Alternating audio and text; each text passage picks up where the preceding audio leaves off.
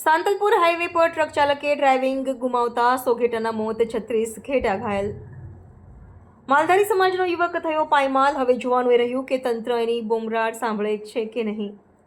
સાંતલપુર પશુ દવાખાનાના સ્ટાફ ખડા ભાગે સાંજે જાણ થતાં ભૂખ્યા અને તરસ્યા જીવ જોખમમાં લઈને અને ખડા પગે જોવા મળી રહ્યા છે. હાલમાં 36 ઘેટા પશુ દવાખાને સેવા હેઠળ છે. સાંતલપુર તાલુકામાં મંગળવારે સાંજે લગભગ 6 વાગે એક દુઃખદ ઘટનામાં ટ્રક ચાલકે કાબુ ગુમાવતા એક માલધારીના 150 જેટલા ઘેટાઓ પર ટ્રક ચડી જતા મોટી જાનહાનિ સર્જાઈ હતી. અંદાજે 100 ઘેટા ઘટના સ્થળે જ મરી ગયા હતા, જ્યારે 36 જેટલા ઘેટાઓ ઘાયલ થયા છે, જેને સારવાર માટે તાત્કાલિક પશુ દવાખાને ખસેડવામાં આવ્યા છે.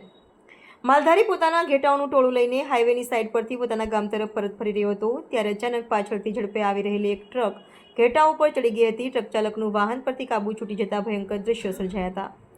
ઘટનાની જાણ થતાં સાંતલપુર પોલીસ ઘટના સ્થળે પહોંચી ગઈ હતી અને આગળની કાયદેસરની કાર્યવાહી હાથ ધરી છે.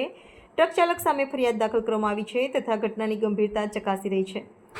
આ ઘટનાથી માલધારી સમાજમાં ભારે આક્રોશ વ્યાપી ગયો છે. સ્થાનિક લોકોએ પૂછપરછમાં જણાવ્યું કે હાઈવે પર વેળા અને ગતિ નિયંત્રણ અંગે તકેદારી લેતા નથી, જેના કારણે આવી ભયાનક ઘટના સર્જાઈ છે. મેનેજિંગ તંત્રી રાણાભાઈ પારેગી બનાસકાંઠા. જી નમસ્કાર, દેવ મિર ન્યૂઝ ચેનલમાં આપનું હાર્દિક સ્વાગત છે. અત્યારે જે પાટણનું સાંતલપુર કહેવામાં આવે છે અને સાંતલપુરનું વારાહી ગામ છે, ત્યાં એક ગાડી આવતી હતી અને માલધારી જે એનો માલ લઈને એટલે કે ઘેટા કહેવામાં આવે છે, તે ઘેટા લઈને પરત એના વતનમાં આવતો હતો અને ટ્રક ચાલકે જે અડફેટે લીધા એમાંથી 100 ઘેટાના મૃત્યુ પામ્યા છે અને 36 ઘેટા સરકારી જે પશુપાલક જે કહેવામાં આવે છે સરકારી દવાખાનું ત્યાં સારવાર હેઠળ છે.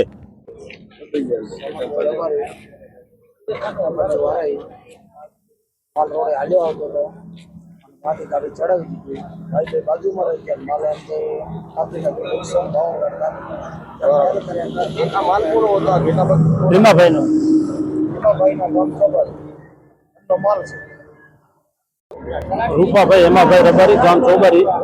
કાલ 6 વાગે માલ આવતો હતો સાંજના અને 152 નંગ આપડા કાપી નાખ્યા. બરોબર, આ અમારી એક ઘેટી 15,000 ની છે. કેટલી કિંમત કહેવામાં આવે છે? 15,000 ની.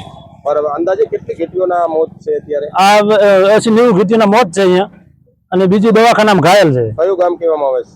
આ ગામ વારાઈ. વારાઈ. હા, સાંજના 6 વાગ્યાનો ટાઈમ હતો અને માલ ત્યાંથી બ્રિજ ત્યાં બાજુ નીચે આવતો હતો અને ડ્રાઈવરે બેદરકારી, કાં ડ્રાઈવર પીએસ હોય અને કાં તો ડ્રાઈવર ની અંદર આવી ગયો અને રીતસર ગરીબ માલ ઉપર નાખી દીધો હોય. બરાબર, ઓછામાં ઓછા 150 જેટલા મરી ગયા હોય.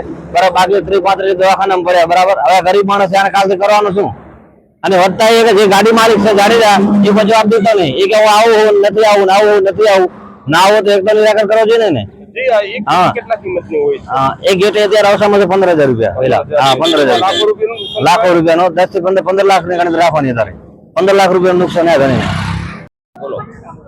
માલધારી અહીંથી રોડે આવતા હતા, માલધારી રોડે જતા હતા. 6 વાગ્યાનું ટાઈમ હતું અને માલધારીના ગાડી સ્પેશિયલ એના ઉપર નાખી અને માલ 151 માલ મારી નાખ્યો. એમાં 35 માલ ઘાયલ છે અને આ જે મેન માણસ છે ગાડી વાળા જવાબ દેતા નથી. આજે પોલીસ આવીને પોલીસ સ્ટેશનમાં ગાડી મુકાવી છે, તો આ માલધારીને શું કરવાનું? માલ તો પાછળ રહ્યો નથી, તો ગરીબ માણસ છે, અને શું કરવાનું એમ?